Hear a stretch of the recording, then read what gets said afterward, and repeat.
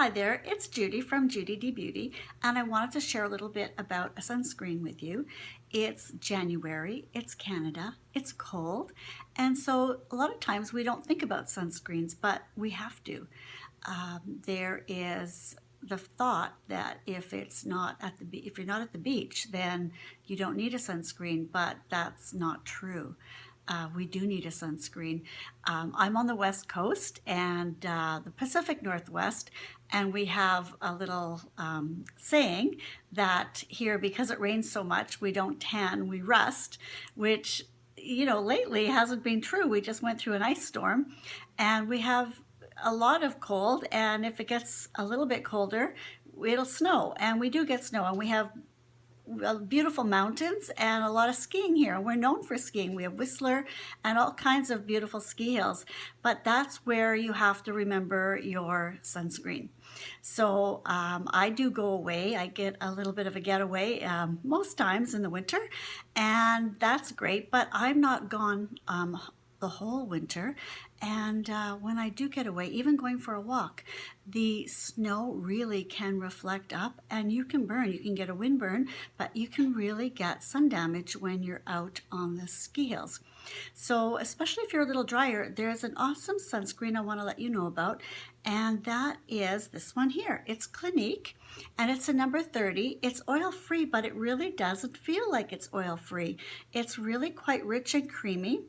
It's a mineral one as well, and it's chock full of antioxidants, so it's for the face, which I really like, because I don't think that just because you're using a sunscreen you have to not get the benefits of a face cream. So this one here, I'll show you. It's very nice. I'll put some on my hand. There we go. So if you've seen any of my other videos, I really am quite picky about sunscreen. So I'll use it when I go away to Maui. So that's awesome. But I really will use it here because in the winter we tend to get a little bit drier because of the cold and we're indoors. At least I am. I'm kind of a weather wimp. So I don't tend to go out as much. So with the forced dry air, the heat and all that, I tend to not go out as much. So our skin does get drier with the cold air. So you want something a little bit richer, especially if your skin generally is a little more mature. It does tend to get a little drier. This one I found really quite nice. So see, it disappeared in my hand really quite nicely.